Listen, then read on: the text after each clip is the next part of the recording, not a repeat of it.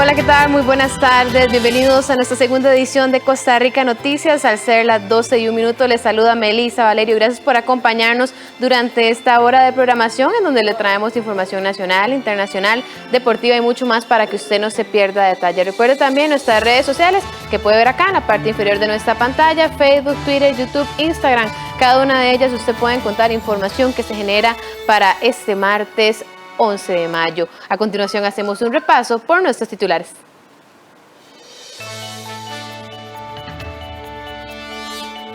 Autoridades de salud abren espacios en templos, centros deportivos y casas de estudio para acelerar el ritmo de la vacunación contra la COVID-19.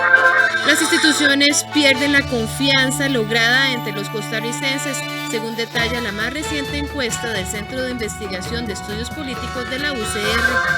Un estudio sobre consumo y turismo post-pandemia en Centroamérica destaca que en 3 de estos países los encuestados registraron caídas de sus ingresos entre los 35 y el 55%. Madres en México celebran su día con una desgarradora pregunta: ¿dónde están nuestros hijos?, en alusión a cientos de desaparecidos.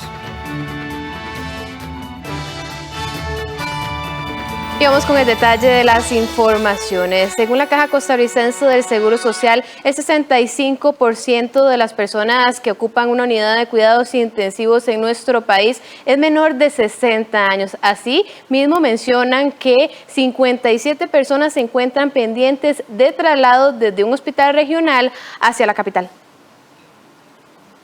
Los números de las personas que están requiriendo cuidados intensivos en el país siguen aumentando. Pero, ¿sabe usted cómo luce una de estas unidades? La Caja Costarricense del Seguro Social compartió una serie de videos en donde se puede observar cómo lucen estos espacios, en donde los equipos y herramientas médicas son implementos de primera necesidad y el personal está con todo el equipo de protección, al ser esta uno de los espacios más sensibles de los centros hospitalarios.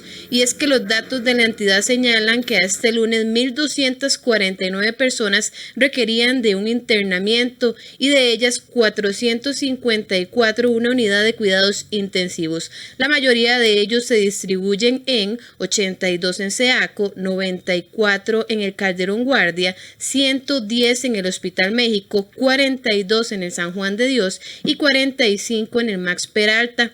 Según la entidad, los movimientos en la unidad COVID se generaron 43 ingresos, 13 por traslados, 7 salidas de pacientes que salen de UCI a salón y 14 egresos, de ellos 9 fallecidos. Además, este martes había 57 pacientes pendientes de coordinar un traslado, 11 leves, 4 moderados, 29 severos y 13 críticos. Otro dato relevante es que el 65% de las personas que están requiriendo unidades de cuidados intensivos por COVID-19 son personas menores a los 60 años, en donde predomina el grupo de 50 a 59 años con 134 internamientos. Para este inicio de semana, el Ministerio de Salud reportó 1.500 nuevos casos de COVID-19 para un total de 271.478 personas que han adquirido el virus en Costa Rica. Solo el lunes, 21 fallecimientos para llegar a una cifra de 3.430 muertes relacionadas al SARS-CoV-2.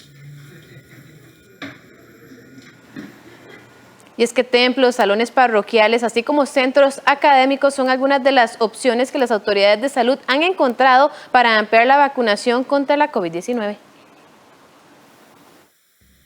La Caja Costarricense del Seguro Social ha venido buscando lugares apropiados para llevar los vacunatorios fuera de sus instalaciones. La estrategia preventiva es posible gracias a la participación de actores sociales como líderes comunales, grupos organizados, empresas, municipalidades, universidades, miembros de las juntas de salud, organizaciones religiosas y los funcionarios coordinadores de la vacunación local. La vacunación extramuros es una estrategia efectiva para hacer jornadas de vacunación masiva. Sin embargo, en el escenario del COVID debe hacerse muy responsablemente para evitar justamente aglomeraciones. En ese sentido, los funcionarios buscan con los líderes comunales las mejores opciones para este fin. Separar los procesos de atención de personas enfermas en las clínicas de la vacunación que se puede hacer en sitios comunales es una estrategia muy importante para que la vacunación sea efectiva.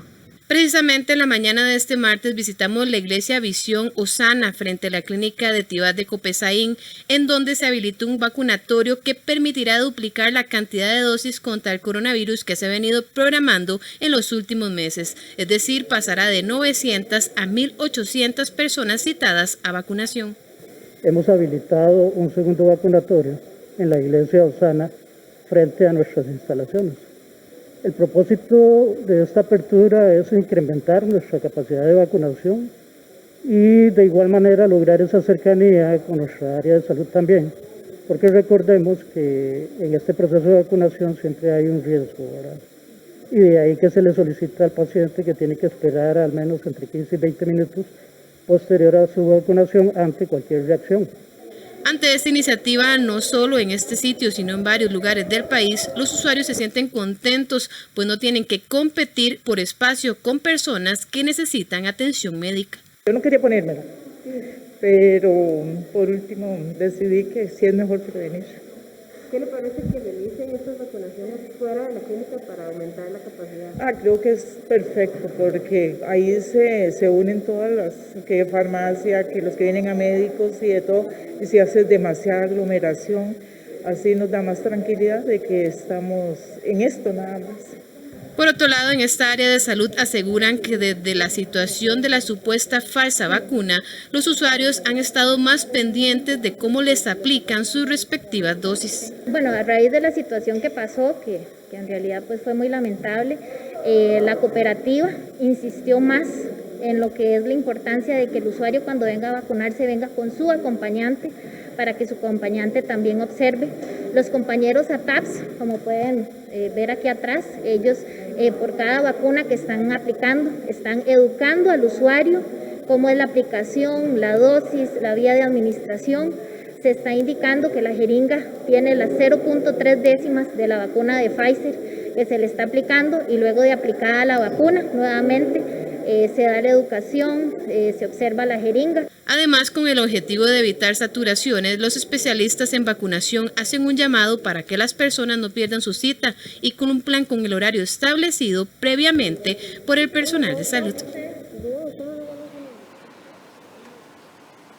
12:09, hacemos una pausa, pero les adelantamos que en términos de un año la confianza de los costarricenses en las instituciones disminuyó. Así lo indica el último sondeo de opinión del Centro de Investigación y Estudios Políticos de la UCR. Vamos a una pausa y venimos con el detalle de las informaciones.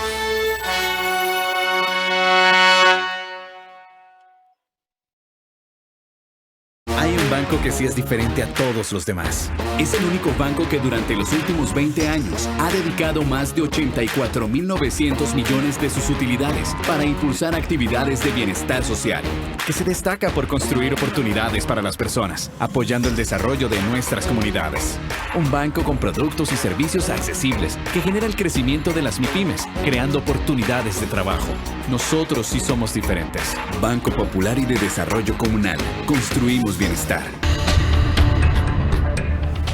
Hola, ¿qué tal? A un año de la llegada del SARS-CoV-2 a Costa Rica y de la pandemia del COVID-19 en Costa Rica, pero en el mundo mucho más, el impacto económico es innegable y sobre todo tiene un rostro muy importante en nuestro país, 500,000 personas sin trabajo a la fecha, porque en algún momento fueron muchas más.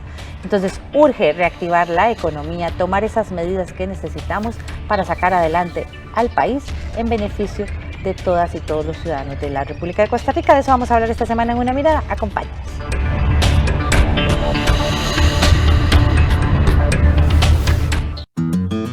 ¿Cómo se previenen los virus respiratorios? Lavándose las manos constantemente, tapándose la boca con el antebrazo o un pañuelo desechable al toser o estornudar, evitando tocarse la cara, boca o nariz si no se ha lavado las manos, y no asistiendo a eventos masivos. Cuídese, su salud está primero. Un mensaje de CINART, Costa Rica Medios. Es urgente que ahorremos agua. Mientras nos enjabonamos las manos y lavamos los platos, cerremos la llave y al abrirla reduzcamos la presión del agua. Revisemos que no existan fugas en el servicio sanitario. Reguemos las plantas de noche y con un recipiente pequeño. Al lavar, aprovechemos el agua con una tanda completa de ropa. Por su seguridad y la protección ante el COVID-19, comprometámonos con el ahorro de agua. AIA, 60 años de llevar salud y bienestar.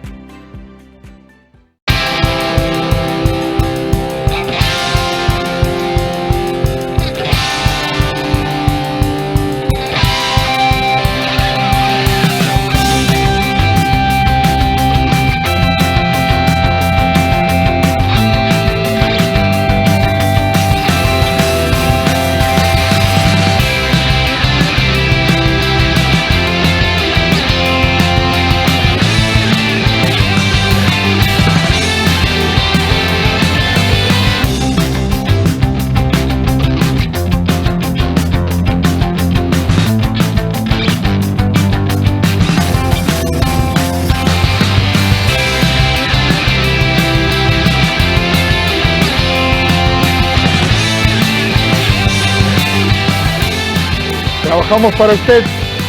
Somos la televisión pública de Costa Rica. Me lavo las manos con agua y jabón, con agua y jabón, con agua y jabón. Porque la limpieza dice mi mamá, que es una belleza y salud nos da. Por arriba, por abajo y entre los deditos. Me lavo las uñas y las muñequitas. Por arriba, por abajo y entre los deditos. Con agua y jabón, con agua y jabón. Me lavo las manos con agua y jabón.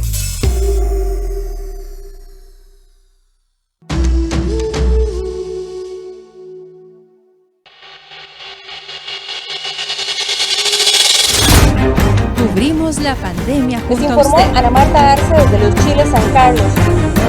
Le traemos las noticias desde el lugar en donde ocurre. Les informó Rita Valverde desde el Hospital de San Carlos. Le informamos los datos COVID y sus proyecciones. En tiempos del COVID, estamos junto a usted.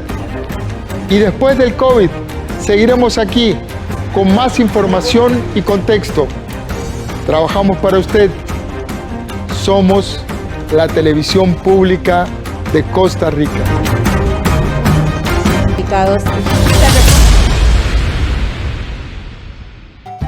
AGECO tiene una buena noticia para todas las personas mayores y sus familiares.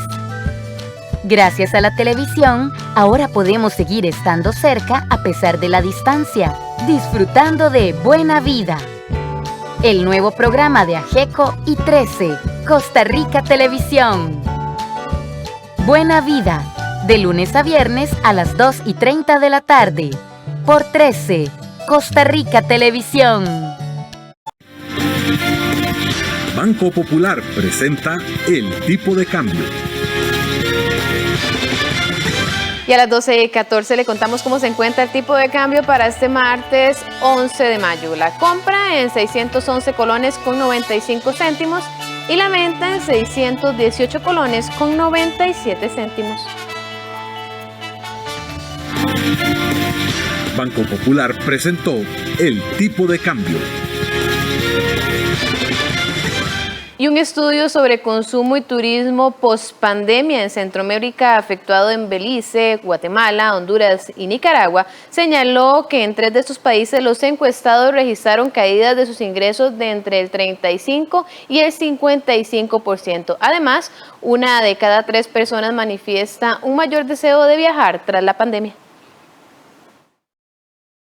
Un estudio elaborado con fondos de la Secretaría de Integración Turística Centroamericana SICA y la cooperación de la República de China, Taiwán, llamado Consumo y Turismo Post-Pandemia en Centroamérica, señaló que las principales limitantes para el desarrollo y la reactivación del turismo en los países analizados son el desplome de los ingresos, la reducción de la capacidad de ahorro, la pérdida del poder adquisitivo y la falta de trabajo. El estudio se efectuó en Belice, Guatemala, Honduras y Nicaragua. Los resultados del estudio muestran una fuerte caída en los ingresos económicos. A excepción de Guatemala, donde la mitad de los encuestados no sufrió una reducción de sus ingresos, en los demás países se registra una caída que varía entre el 35 y el 55% respecto a los salarios que los encuestados venían percibiendo. Con la excepción de Belice, donde los viajes y el turismo se posicionan como la actividad con mayor prioridad de consumo, en los 3 países restantes esta actividad ocupa de manera repetida el 5º lugar en cuanto a la prioridad que los encuestados le asignaron en comparación a otros rubros, donde gastar su dinero. Cuando cruzamos los más jóvenes, y dependiendo en qué trabajen, han tenido un descenso en su capacidad de ahorro y por ende en la elección futura de a qué destinos irían. Y también hemos estudiado a aquellos que han crecido en su capacidad de ahorro, porque hay sectores de la economía, y esto nos pasa en toda América Latina, nos ha pasado lo mismo, que hay sectores de la economía a que en la pandemia les ha ido bien económicamente y están mejorando su capacidad de ahorro, o aquellos incluso que han mantenido su capacidad de ahorro. Esto tiene que ver también mucho con las edades y con las profesiones. Según los datos, 4 de cada 10 personas manifiestan menos ánimo para realizar un viaje, como consecuencia del aislamiento social. Aún así, a excepción de Nicaragua, donde los números son más bajos, prácticamente 1 de cada 3 personas manifiesta un deseo mayor de viajar. Este incremento se registra en mayor medida en el estrato poblacional más joven. Cuando estudiamos cuáles son los destinos que elegiría post-pandemia, en los primeros lugares aparecen todos los destinos naturales, tanto de lo que estudiamos en Argentina, en Paraguay, como en Centroamérica. Y está pasando lo mismo con respecto a Europa. Cuando estudiamos en otros países vemos que están en los primeros lugares de elección los destinos abiertos, naturales, con respeto por los protocolos sanitarios, y esto es muy interesante. Cuando vemos en términos de en cuánto tiempo usted tardaría en viajar una vez que se termine la pandemia, o por lo menos que esté encaminado y que haya más vacunación, los más jóvenes declaran que están dispuestos, apenas se terminen las restricciones, están dispuestos a salir, mientras que quizás los más grandes, de más de 55, tienen un poquito más de atraso en la elección de cuándo viajarían, de 6 meses en adelante, una vez que se les permita y que terminen las restricciones. La investigación se realizó por la firma costarricense Green Innovations junto a la consultora argentina Singerman y Macon. Entre el 4 de enero y el 12 de marzo pasados, se efectuó a 2.814 personas mayores de 16 años. Y la Defensoría de los Habitantes ordenó la reactivación inmediata de las mesas de trabajo para atender el tema de la lista de espera de la Caja. Estas se habían instaurado en el año 2019, pero fueron suspendidas debido a la pandemia. Según la entidad, los datos proporcionados por la Caja a diciembre del 2020 evidencian que la afectación se ha dado principalmente en el área de consulta externa, procedimientos y cirugías. Con respecto a las cirugías, desde marzo al 31 de diciembre de 2020, en vez de realizar 102.000 cirugías, lo cual era lo que se tenía proyectado, se realizaron solo 40.590, es decir, que se dejaron de realizar 61.000 cirugías, lo que significa que se dejaron de hacer el 60% de las cirugías programadas. Asimismo, los tiempos de espera para cirugías también sufrieron un deterioro significativo, ya que se pasó de 341 días en diciembre del 2019 a un tiempo promedio de espera de 495 días al cierre del 2020. Otros de los servicios contemplados en el informe recibido por la Defensoría trata sobre la consulta externa. En este apartado, las autoridades de la Caja acreditaron que el plazo de atención de los pacientes también se incrementó, pasando de 151 días en diciembre del 2019 a 157 días de espera promedio en diciembre del 2020. Por último, en el año anterior se dejaron de realizar 100.000 procedimientos respecto al 2019, siendo en términos absolutos los más afectados las mamografías y las gastroscopías. Para la Defensoría de los Habitantes es claro que el sistema de salud enfrenta una pandemia que lo tiene ya rebasado, pero también como defensora de todos y todas, tengo que alzar la voz por quienes siguen en una espera dramática y angustiante por procedimientos médicos, por los que llevan esperando meses y años. En los últimos 2 años, la Defensoría ha venido dando seguimiento a la resolución de esta problemática por delegación de la Sala Constitucional. Sin embargo, el año anterior tuvimos que poner en pausa la mesa de trabajo, esta con las autoridades tanto de la Caja como el Ministerio de Salud. No obstante, recibimos un informe que enciende las luces rojas sobre los tiempos de espera. Por ejemplo, con respecto a las cirugías, de marzo a diciembre del 2020 se dejaron de realizar 61.536 cirugías. Un estudio de la Contraloría General de la República evidencia brechas importantes en la aplicación de vacunas contra la COVID-19. Asimismo, el reporte revela que la información sobre las inmunizaciones está dispersa y se encuentra en formatos y estructuras diferentes. Un informe sobre la Estrategia Nacional de Vacunación en contra de la COVID-19 realizado por la Contraloría General de la República muestra que existe una brecha importante en la aplicación de la vacuna por parte de las áreas de salud y los centros de vacunación de la Caja Costarricense de Seguro Social. El gerente del área Fiscalización para el Desarrollo del Bienestar Social de esta entidad aseguró que para mejorar la cobertura de vacunación se requiere un cruce adecuado de datos entre regiones y localidades para comparar, analizar y realizar una mejora continua. Por ejemplo, en lugares como Colorado y Acosta, los porcentajes de vacunación son del 89,1% y 73,4%, en tanto en lugares como Guapiles y Limón, el porcentaje de vacunación es de un 18,6% y un 16,1%. Además, la Contraloría encontró debilidades en el uso de los datos relacionados con este tema de la vacunación, en tanto se determinó que la información está dispersa y en estructuras y formatos diferentes. Corrales agregó que a pesar de que se han aprobado recursos por más de 77 millones de dólares, en septiembre del año pasado brindaron un monto superior a los 70 millones de dólares. Para el jerarca, esta situación representa que la Comisión Nacional de Emergencias ha gestionado unos 6,65 millones de dólares sin contar con un nuevo plan de inversión.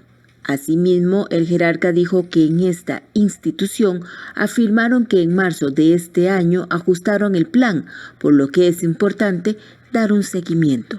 Y el Sindicato de Enfermería SINAE y el Colegio de Terapeutas insisten en la necesidad de tomar medidas más drásticas, como suspender el curso lectivo para detener los contagios de la COVID-19. Los voceros de estas organizaciones además aseguran que las declaraciones dadas ayer por el presidente de la Comisión Nacional de Emergencias, Alexander Solís, sobre la emergencia sanitaria son contrarias a la realidad que se vive en estos centros médicos. Ante la solicitud de los 7 gerentes de la Caja Costarricense de Seguro Social de decretar alerta roja hospitalaria, el Sindicato Nacional de Enfermería y Afines SINAE urgió a las autoridades de salud y de emergencia a tomar medidas más fuertes para detener los contagios.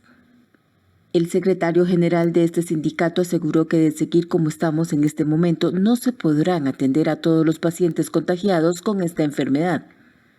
Agregó que están dejando a la caja y sus trabajadores solos. Incluso dijo que las medidas adoptadas no detienen los contagios y los efectos se verán en los próximos días.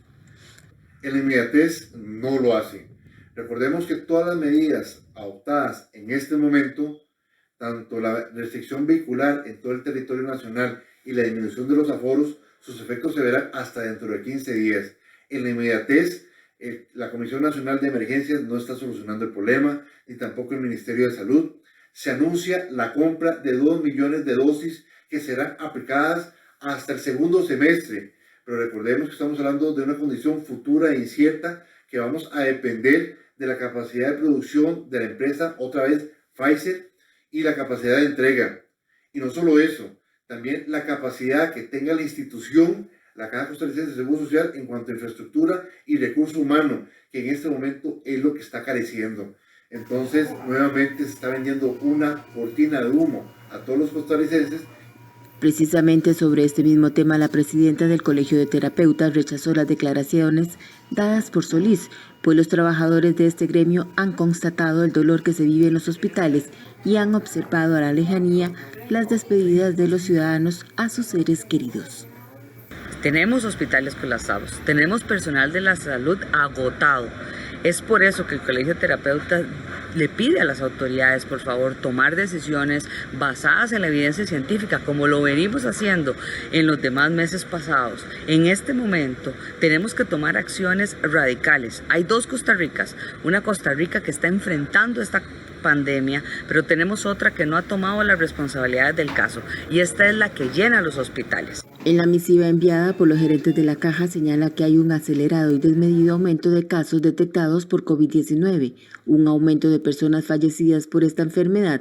Además, se cuenta con menos recursos humanos y el desgaste de 14 meses de enfrentar la pandemia. Y a las 12:26 de este mediodía hacemos una pausa, pero ya venimos con más información. Quédese con nosotros.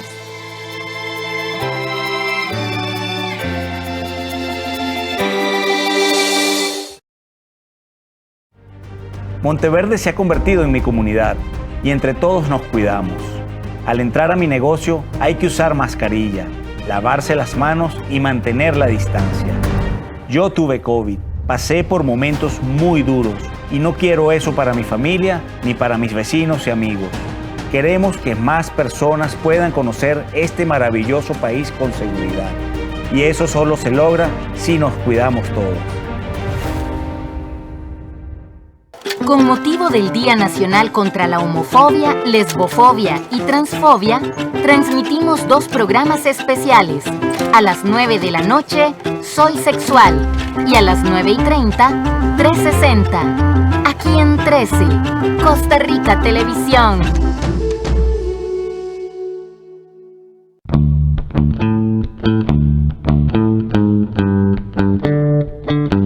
Apareció sobre mi cama de la nada y venía con esto. Punta Arenas, guarda secretos que todos tenemos que vivir.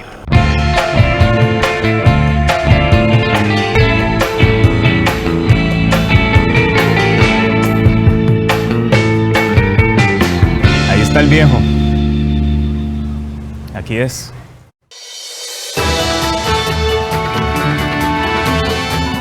Con más de Costa Rica Noticias, el presidente de la Comisión Nacional de Emergencias, Alexander Solís, declaró este lunes que establecer una alerta roja por la saturación de los hospitales de la Caja implicaría tomar medidas que irían en contra de derechos constitucionales que no son viales. La Junta Directiva de la Caja hizo un llamado al Poder Ejecutivo para que se adopten las medidas para frenar la transmisión del virus. Para ampliar sobre este tema está con nosotros Marta Rodríguez, una de las integrantes de la Junta Directiva de la entidad. Muy buenas tardes, doña Marta, gracias por acompañarnos.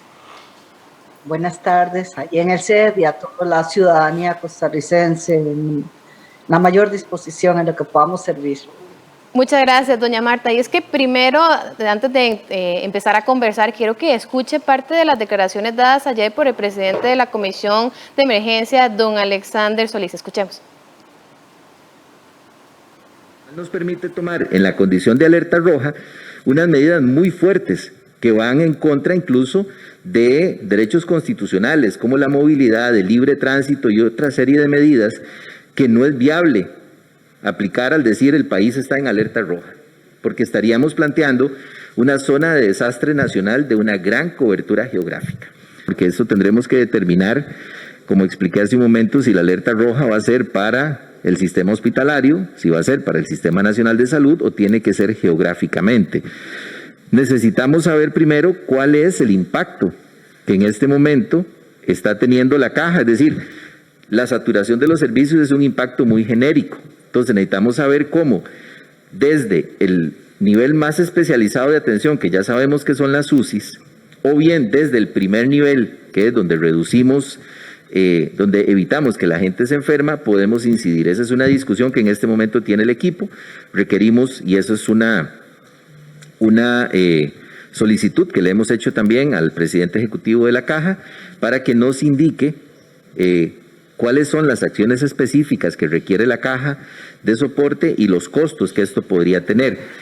Ahora, doña Marta, usted como representante del sector sindical de los trabajadores en la Junta Directiva de la Caja, ¿cuál es su reacción ante estas palabras y declaraciones del presidente de la comisión?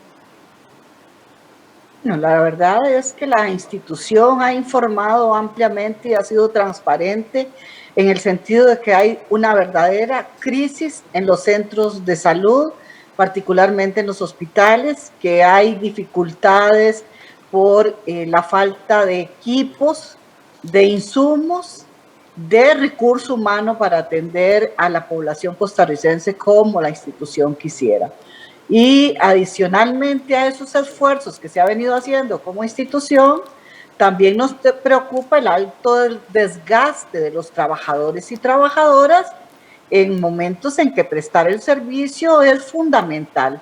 Y cada minuto que pasa hay una persona que necesita atención de la salud, y lo que nosotros le pedimos como institución al Poder Ejecutivo, a la Comisión Nacional de Emergencias, al ministro Salas y al presidente de la República, es un llamado a que hay una alerta hospitalaria, que hay una necesidad que podría no ser satisfecha y que sí se necesitan recursos económicos y esfuerzos adicionales para poder garantizar que no siga esta escalada de aumento, de incremento de servicios, y que adicionalmente se hagan esfuerzos en temas de vacunación, pero esfuerzos para ya, para hoy, porque la realidad es que debemos dar respuesta a la población. Eso es lo que ha hecho la Caja, ha actuado con responsabilidad, con transparencia, y ha hecho un llamado y ha mostrado cuál es la realidad técnico-científica de la institución. No ha sido al azar, es un análisis con proyecciones de todos nuestros expertos en diferentes temas, y sí nos preocupa que se plantee que es una alerta roja para que efectivamente no haya prácticamente casi que un toque de queda. Eso no es lo que planteó la institución. Lo que planteó la institución es medidas urgentes y necesarias y que sean eficaces para atender la situación que está atravesando la institución y el país. Doña Marta, según precisamente don Alexander Solís, él señala que no, la situación, o sería injusto decir que hay un desastre nacional y ni siquiera institucional. Veamos también parte de lo que él nos dijo para poder comentar.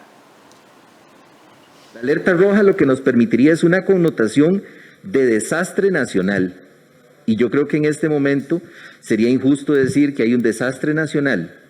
Ni siquiera me atrevería a decir que institucional de alguna de nuestras instituciones, porque si algo hemos mostrado es una altísima capacidad para resolver. Lo que necesitamos es generar unos mecanismos que nos permitan saber qué necesita la Caja, además de todo lo que ya ha venido haciendo, de todo el esfuerzo que se ha desarrollado. ¿Qué necesita la Caja que podamos derivar desde el Fondo Nacional de Emergencia, aún con las limitaciones económicas que tenemos, para poder retomar esa capacidad? Pero sí quiero ser categórico en el sentido de que no se necesita una alerta roja para poder dar ese salto, porque para eso existe un decreto de emergencia. La Junta Directiva de la CNE se mantiene en sesión permanente para poder tomar las decisiones y los acuerdos que sean necesarios. Doña Marta, usted ya lo venía mencionando, pero ¿están de acuerdo con estas declaraciones o no del presidente de la Comisión Nacional de Emergencias? A mí lo que me preocupa en representación de los trabajadores básicamente son dos cosas: el desgaste a que están siendo sometidos los trabajadores y trabajadoras, las necesidades que tenemos de insumos, de medicamentos, etcétera.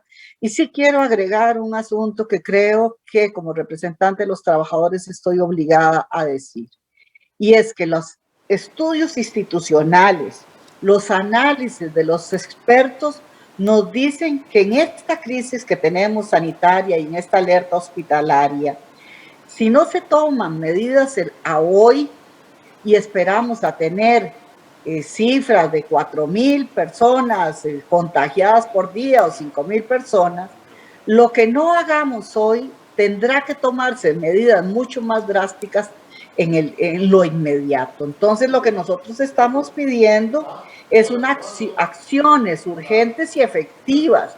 Si esas acciones urgentes y efectivas pueden paliar esta situación, eso es lo que se está pidiendo.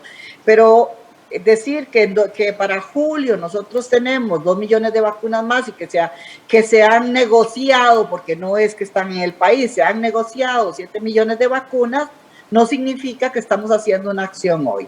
Entonces, el planteamiento y el respaldo que la institución le dio al presidente ejecutivo, a los gerentes, es efectivamente decirle a las autoridades: hay una situación compleja, o aceleramos la vacunación o tomamos otras medidas de emergencia, le respaldamos a la institución en las necesidades económicas que tiene también, o podríamos entonces estar enfrentando en lo inmediato una situación de una crisis hospitalaria donde no podamos, que eso sería lo peor que pudiera pasar. La Caja está haciendo los mayores esfuerzos, los trabajadores están sacrificando en dobles jornadas, en guardias de cada 2 días, etcétera, para atender a la población lo mejor que se puede. Pero esa calidad y esa oportunidad va a depender de que los servicios en definitiva no sean colapsados. Esa es una realidad que tenemos y es un llamado de verdad humanitario con el mayor sentimiento que puede tener una institución de seguridad social como la Caja, para que entre todos contribuyamos precisamente a mejorar la condición sanitaria del país. Doña Marta, ¿qué niveles de atención son urgentes de atender que requieran acciones y cuáles deben ser estas acciones de cara a lo que usted ya venía mencionando, un personal cansado, una situación ya saturada? Bueno, nosotros hemos planteado algunas otras alternativas que deben discutirse en el tema de acudir a solicitar ayuda a las universidades públicas que, por ejemplo, tienen personal, tienen médicos, tienen enfermeras y otras, el mismo Ministerio de Salud, que se puedan reforzar los servicios con otras alternativas también, de forma que podamos atender no solo la patología COVID, sino otras enfermedades. A uno le preocupa que en una situación de altísima demanda de las unidades de cuidados intensivos, no solo no podamos atender a un paciente COVID, sino también a un infarto, a un derrame cerebral, a otra patología, un accidente de tránsito serio, y que no pudiera atenderse porque no tenemos, no porque no queremos, porque no se tengan los recursos. Y el llamado de verdad es al Poder Ejecutivo a revisar lo que se está haciendo. No es que estamos asustando a las personas, para nada. Lo que queremos son acciones que nos garanticen a nosotros servicios de salud, porque si no, la institución como tal tendrá graves dificultades para poder atender como se merecen todos los costarricenses. Para finalizar, doña Marta, ¿qué decisiones ha tomado la Junta Directiva dentro del margen que puedan para impactar en recuperar la capacidad de estos servicios hospitalarios? Sabemos que es limitada este accionar, sin embargo, bueno, pueden haber algunas acciones de cara a la situación.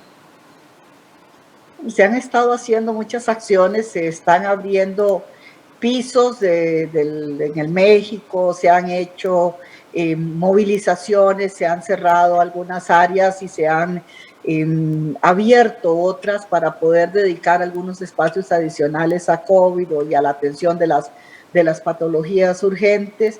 Se ha tratado de adquirir la mayor cantidad de equipos de protección, de insumos, de medicamentos que son necesarios para la sedación, etcétera, pero entendiendo que todos esos recursos también están limitados por diferentes circunstancias.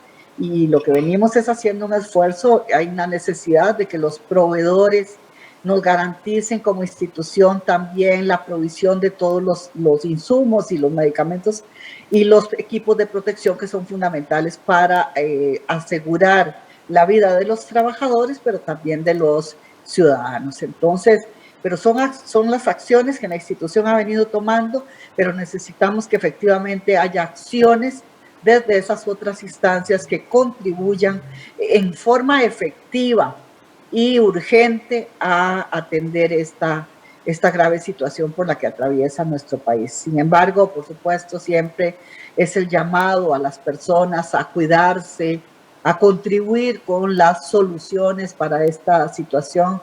Y nosotros lo que al final se quiere como institución, como ciudadanía, como representante de los trabajadores, al final lo que uno quiere es detener este contagio, detener esta curva que no hemos podido doblar y que efectivamente podamos salvar la mayor cantidad de vidas de los compatriotas. Muchísimas gracias, doña Marta, por habernos acompañado esta tarde. Muchas gracias. Hasta luego. Conversábamos con Marta Rodríguez, quien es miembro de la Junta Directiva de la Caja Costarricense del Seguro Social, organismo que le pidió a las autoridades de salud y de gobierno de la Comisión Nacional de Emergencias tomar decisiones de cara a la alta ocupación hospitalaria que está teniendo nuestro país en este momento. A las 12:41 hacemos una pausa, pero ya venimos con mucha más información.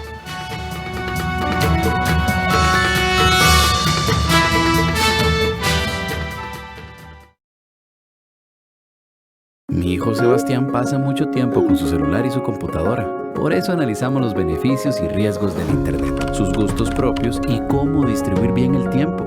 Eduquemos sin castigo físico ni trato humillante. Formemos con amor y respeto. PANI y Gobierno de la República. Esta semana en Economía Creativa, conozca un negocio que fusiona la salud, el sabor y la historia. Hablamos de la miel maya. Un producto hondureño que se vende en todo el mundo. Economía Creativa, domingo 16 de mayo, 8:30 de la mañana. Por 13, Costa Rica Televisión. Cuando vivís en un país así, es natural que nos nazca cuidarlo, que nos importe tanto conservar nuestra tierra como a nuestra gente. Así que turistea porque amás este país, porque extrañabas el frío de la montaña, ir a la playa o un simple ¿qué? ¡Pura vida! Porque en este momento no hay un mejor lugar para estar que Costa Rica. Turistea porque te hace feliz, pero sobre todo, turistea por Costa Rica. Entre todos, cuidémonos juntos. Ingresa a vamosaturistear.com. Hola, ¿qué tal? Mi nombre es Adrián Naranjo y soy parte del equipo de producción de 13 Costa Rica Televisión. A diario nos llegan mensajes de apoyo, informaciones de iniciativas gubernamentales, empresariales que buscan adaptarse y sobrevivir.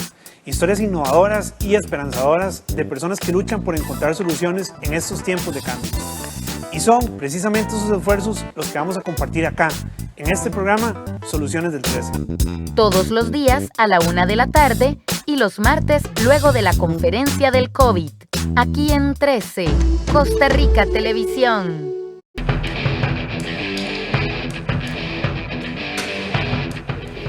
Y era de los deportes y para eso se encuentra aquí conmigo mi compañero Gerardo Coto. Muy buenas tardes, Gerardo, bienvenido. ¿Todo bien, Meli? ¿Todo bien? Todo bien, sí. Reinicio del fútbol ya. Sí, ayer volvimos al fútbol con el partido entre Sporting y la Liga. El jueves hay Primera División. El sábado la final de la Liga de Ascenso, eso sí, está súper restringido por lo que pues, el gobierno ya les ha dicho, ¿verdad? Que no quieren aglomeraciones ni nada de eso. Y de eso vamos a hablar en un par de notas. Así que bienvenidos, amigos.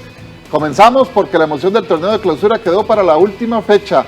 Cada uno de los 6 partidos que cierran la primera fase tienen algo en juego, por lo que algunos equipos incluso deberán estar pendientes de lo que pase en otros estadios. Alajuelense y Santos son los únicos equipos que no están obligados a ganar en la última fecha, por lo que jugarán con la única intención de cerrar fuerte de cara a las semifinales y además, en el caso de los menudos, de terminar la primera fase de manera invicta. Los otros 10 clubes se juegan algo, ya sea el boleto a la siguiente fase o evitar ser últimos para no jugar el repechaje por el no descenso. Algunos dependen de sí mismos, otros tendrán que ganar y estar atentos a lo que hagan sus rivales. Los 2 últimos cupos a las semifinales se lo pelean Saprissa, Herediano, Cartaginés, San Carlos, Jicaral y Pérez León, aunque uno de ellos está prácticamente en manos de los morados. Solo una catástrofe sacaría a la S de la ronda final. Los tibaseños visitarán a San Carlos y tendrán que perder 5-0 para no avanzar. Los Toros del Norte necesitan esta goleada o simplemente ganar y que los florenses y brumosos no lo hagan. Pero el team, que es cuarto, enfrentará a Limón FC como local y con solo ganar asegurará el boleto. Incluso puede aspirar al tercer lugar si logra la victoria y Saprissa cae en Ciudad Quesada. Por su parte, Pérez Celedón, Jicaral y Cartaginés tendrán un ojo puesto en los partidos en San Carlos y Estadio Nacional. Los 3 necesitan ganar y que Herediano y San Carlos no lo hagan. Los Guerreros del Sur recibirán a Sporting FC, mientras que los Brumosos visitarán a los de la Península. La zona baja también tendrá mucho en juego. Hoy el último lugar es Limón FC y es quien tiene el boleto a la liguilla por el no descenso. Los caribeños tienen 21 puntos, la misma cantidad que Guadalupe, 1 menos que Municipal Grecia y 2 menos que Sporting FC. Este último ya está sembrado en el repechaje debido a que perdió la liguilla del certamen anterior. Limón deberá ganar en el Estadio Nacional y que por lo menos uno de sus rivales no lo haga. Incluso le serviría el empate si Guadalupe pierde. Si los caribeños son derrotados, los demás se salvan. La Tomba del Caribe tiene una desventaja. Si empatan puntos con otro equipo en el último lugar, se quedará en el sótano, ya que sobre él pesa una sanción por no jugar el primer partido del certamen por culpa de una deuda con la Caja Costarricense del Seguro Social. Guadalupe visitará al campeón nacional, Alajuelense, que busca cerrar la primera fase invicto. Por su parte, Grecia jugará en Guapiles ante el Santos. En la última fecha, la tabla de posiciones podría ir sufriendo cambios conforme pasen los minutos, ya que en todos los juegos hay algo en disputa. Incluso, lo que pase en la zona alta puede afectar la zona baja. Es por esto que todos los juegos serán a las 3 de la tarde. Alajuelense queda un juego de ser el segundo equipo en finalizar invicto en una fase regular de torneo corto. Mientras tanto, Sporting FC no logró salvarse de descender automáticamente y ahora, o más bien se salvó, y ahora jugará la última jornada pendiente de lo que pasa en otros juegos. No importa que desde hace fechas aseguró el primer lugar. Tampoco importa que tenía 15 días sin jugar y varios sin entrenar debido a varios casos positivos de COVID-19. La liga sale con hambre a todos los partidos y gracias a ello se encamina a cerrar la primera fase de forma invicta. El campeón nacional no le baja el pie al acelerador y sigue firme en su camino hacia revalidar el título. Este lunes derrotó a Sporting FC y enlazó 26 juegos sin derrotas, 5 del torneo anterior y 21 del actual. Los manudos no pierden en el certamen local desde hace 6 meses. La última vez fue el 15 de noviembre en San Carlos. Alajuelense está a un partido de terminar invicto la fase regular, algo que, en torneos cortos, solo ha hecho Herediano en el Apertura del 2017. Además, si no pierde el jueves ante Guadalupe, igualará la marca del colombiano Jorge Luis Pinto, que en la temporada 2002-2003 tuvo la liga invicta por 27 fechas, y quedaría a 6 encuentros del récord nacional impuesto por el checo Jan Postulka en 1992, cuando, también con Alajuelense, pasó 33 jornadas sin caer. El triunfo ante los josefinos además dejó detalles importantes de cara a las semifinales. Alajuelense igualó su mejor registro goleador en torneos cortos, con 49 tantos, y quedó a 3 del récord de Saprissa. Además, en el plano individual, sus 3 delanteros fueron noticia. El atacante cubano Marcel Hernández regresó tras 3 juegos de ausencia por una lesión muscular. Segundo, su zona ofensiva volvió a responder, esta vez con los tantos de Jürgens Montenegro y Johan Venegas. Este último igualó a Javon Is en la tabla de goleadores con 12 tantos cada uno.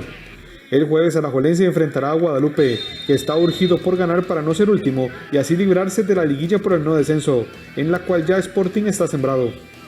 Esta derrota ante los manudos sumergió a los josefinos en la incertidumbre, porque si caen el jueves y Municipal Grecia, Guadalupe y Limón FC ganan, descendería automáticamente a la segunda división.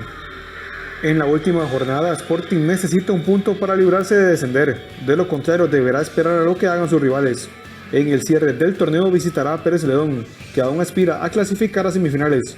Por su parte, Grecia jugará en casa del Santos y Limón FC lo hará de visita frente a Herediano.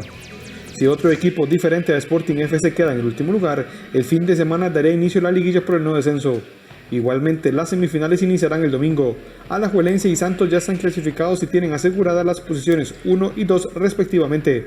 Saprissa prácticamente está clasificado pero no ha amarrado el tercer puesto. Herediano, que también puede ser tercero, necesita ganar para sellar su boleto, ya que con una derrota podría verse superado por Cartaginés, San Carlos, Jicaral o Pérez Celedón. Los jerarcas de los clubes y Rodolfo Villalobos, presidente de la Federación de Fútbol, se reunieron ayer para tomar cartas en el asunto y conseguir que el torneo finalice sin problemas con los mandatos emanados desde el Ministerio de Salud y el de Deportes. Los presidentes de los clubes, UNAFUT y Federación tuvieron reunión extraordinaria este lunes. El propósito, ponerse de acuerdo y tomar medidas para evitar aglomeraciones y ser aún más rígidos con los protocolos sanitarios ante la delicada situación que vive el país producto del virus COVID. Según explicó el jerarca de UNAFUT, se tomaron varios acuerdos de cara a la última fecha y las instancias finales. Control estricto del cumplimiento de los protocolos sanitarios ya aprobados. Y el segundo, que los clubes hagan una campaña de concientización a sus aficionados para que no hayan aglomeraciones en las salidas de los estadios, centros de entrenamiento o en los hoteles. Realmente nos sentimos muy satisfechos porque la respuesta que tuvimos de los presidentes de todos los clubes fue de colaborar con este tema. Hacemos un llamado a los aficionados para que realmente, si desean que su equipo siga adelante en el torneo y si realmente quieren ayudar a sus equipos, no hagan aglomeraciones. El torneo continuará el jueves con 6 partidos a las 3 de la tarde y a partir del fin de semana con las semifinales y liguilla del no descenso. Se tiene previsto que el torneo completó la cuarta etapa del Giro de Italia. Vamos con las acciones de lo que aconteció en este recorrido de 187 kilómetros, donde el ciclista estadounidense Joe Dombrowski de los Estados Unidos se impuso en esta cuarta etapa de la jornada del Giro de Italia bajo una lluvia muy perspicaz. El reducido grupo en el que estaban los favoritos al triunfo final, entre ellos el colombiano Egan Bernal, acabó la etapa de media montaña a más de minuto y medio del vencedor de la jornada. El británico Simon Yates dio muestras de flaqueza en el accidentado final y perdió 11 segundos con respecto a Bernal, uno de los más favorecidos de la jornada junto al español Mikel Landa y el ruso Alexander Blasov. El miércoles, es decir mañana, se disputará la quinta etapa completamente llana entre Módena y Católica, 177 kilómetros de recorrido que debería acabar con un sprint masivo. En la cuarta etapa, los 3 primeros lugares, Joe Dombrowski de los Estados Unidos con un tiempo de 4:58:38, es decir, 4 horas 58 minutos 38 segundos. Alessandro De Marchi, el italiano, llegó a 13 segundos de líder y Filippo Fiorelli de Italia también llegó a 27 segundos de líder como tercer lugar. Y con esto cerramos los deportes, mi estimada Melissa. A las 8:30 tendremos mucho más. ¿Cuándo juega mi equipo, Coto? ¿Su equipo? ¿Cuál es su equipo? El morado. El Deportivo Saprissa. Sí. Todos juegan mañana a las 3 de la el jueves a las 3 de la tarde. Saprissa va para San Carlos. Partido complejo allá en el Carlos Ugalde. Bueno, ahí, crucemos los dedos. Vamos a ver cómo les va. Gracias, Coto, que Mucho tengas gusto. una linda Buenas tarde. tardes. Ahora.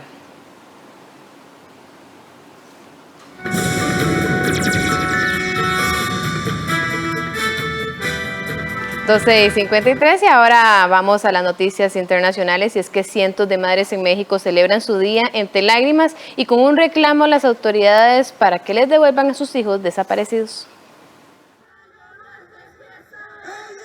Miles de madres de desaparecidos en México marcharon el lunes en varias ciudades del país para exigir que las autoridades se encuentren a sus hijos, víctimas de la violencia y la impunidad. El país celebra el 10 de mayo el Día de las Madres. No, pues no hay festejo. Para nosotros no hay festejo porque nos falta una persona. En México existen casi 100 organizaciones de familiares de desaparecidos que exigen a la Fiscalía crear un banco de datos forenses.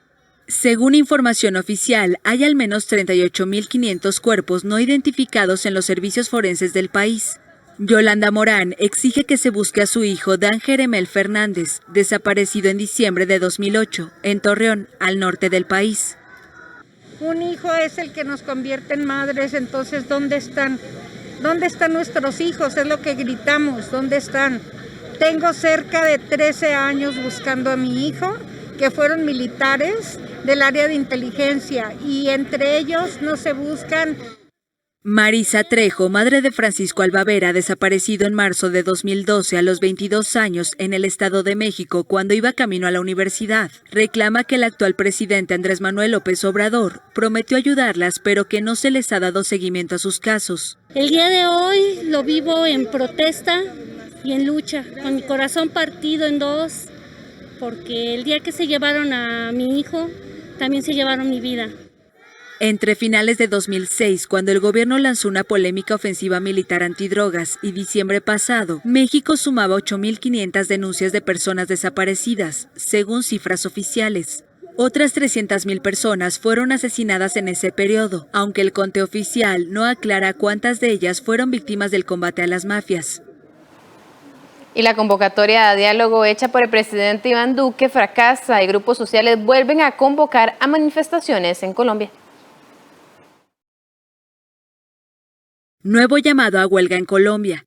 El denominado Comité del Paro anunció el lunes una nueva jornada de paro nacional, luego de un encuentro con el presidente Iván Duque, para desactivar la crisis que desencadenó la represión en las protestas de los últimos días contra el gobierno. Por eso llamamos a la población colombiana a que el próximo 12 de mayo realicemos una nueva jornada de paro nacional para exigirle al gobierno que responda a estas exigencias. Durante casi 4 horas, la organización que reúne a sindicatos, movimientos sociales y universitarios habló con Duque, sin acordar una salida a la crisis que deja 12 días de protestas con un reporte oficial de casi una treintena de fallecidos y centenares de heridos. Las ONGs Temblores e Indepaz dan cuenta de 47 víctimas mortales, 39 de ellas por violencia policial. Los voceros del movimiento insistieron en que el gobierno, pese a su oferta de negociación, no atendió el pedido de frenar la violencia policial, lo que impidió avanzar en la discusión de otros reclamos. Duque visitó Cali, una de las ciudades más afectadas por las manifestaciones violentas. La fuerza pública está para proteger a la ciudadanía, proteger la vida, honra, bienes, derechos y libertades de todos los ciudadanos de esta ciudad y de este departamento. Y por eso la instrucción ha sido el máximo apoyo y colaboración de todas las fuerzas para que con el máximo despliegue le garanticen a los ciudadanos su protección y eviten situaciones que puedan poner en riesgo a la ciudadanía. Cali, al suroeste de Bogotá, enfrenta un desabasto de combustible y de alimentos a causa de los bloqueos como parte de las protestas. Bastante crítica porque no hay alimentos en las tiendas, ya en la galería también ya todo se ha agotado y pues estamos pasando es con lo que se logra comprar ahí en la tienda, pero a un precios exagerados. Desde el 28 de abril, miles de personas se volcaron a las calles contra el alza de impuestos que planteaba el gobierno. Duque retiró la iniciativa, pero la represión policial aumentó la ira popular contra el gobierno. Ahora el país se enfrenta a varios focos de protesta que reclaman un cambio de rumbo. Una decena de personas murieron y una veintena resultaron heridas en un tiroteo ocurrido en una escuela de la capital rusa. Tiroteo en una escuela de Rusia. Un joven de 19 años abrió fuego en un centro educativo de Kazán, capital de la República Musulmana de Tartaristán, al centro del país. Alrededor de una decena de personas murieron y una veintena fueron hospitalizadas. Las fuerzas de seguridad detuvieron al atacante, que tenía permiso de porte de arma. El Comité de Investigación de la República de Tartaristán abrió una causa penal por el ataque a la escuela donde murieron varias personas, incluidos niños, dentro de la legislación penal que establece la responsabilidad por el asesinato de 2 o más personas de una manera que pone en peligro al público. Por el momento la investigación excluye un motivo de naturaleza terrorista. El presidente Vladimir Putin expresó su pésame a las familias de las víctimas y ordenó una revisión de las reglas del permiso de porte de armas. Es el tiroteo más grave en una escuela rusa desde 2018, donde este tipo de drama es relativamente raro y donde el control de armas es estricto. Sin embargo, los incidentes violentos que involucran a estudiantes han ido en aumento en los últimos años. Y hasta aquí la presente edición de Costa Rica Noticias. Muchas gracias por habernos acompañado. Lo dejamos en sintonía de lo que será en algunos minutos la conferencia de prensa desde Casa Presidencial con la actualización de datos de COVID-19. Hoy, según la Casa Presidencial, estarán presentes el ministro de Comunicación Agustín Castro y Sigifredo Pérez, quien es director de gestión de riesgo de la Comisión Nacional de Emergencias. Que tengan una linda tarde. Hasta luego.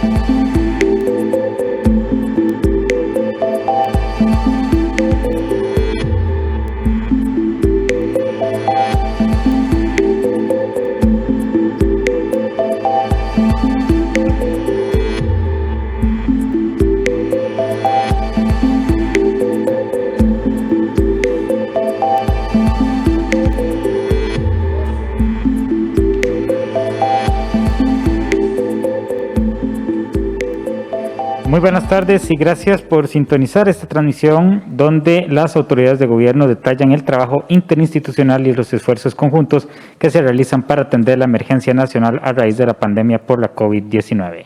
Saludamos a quienes nos acompañan esta tarde aquí en el auditorio de Casa Presidencial, al ministro de Comunicación, el señor Agustín Castro, y al director de Gestión de Riesgos de la Comisión Nacional de Prevención de Riesgos y Atención de Emergencias, el señor Sigifredo Pérez. Saludamos también a los colegas que nos acompañan de manera presencial y a quienes nos siguen por los diversos medios de comunicación. Importante mencionar que el reporte epidemiológico para este martes será informado por el Ministerio de Salud en el transcurso de la tarde. Sin más, le cedemos la palabra al señor ministro de Comunicación, a don Agustín Castro. Muy buenas tardes, don Agustín. Muy buenas tardes, don Sigifredo, y muy buenas tardes a quienes nos siguen por la televisión y por las redes sociales. Como la semana anterior, quiero informarles sobre el avance en el proceso de aceleración de la vacunación, que con justa razón es un tema de interés de los ciudadanos.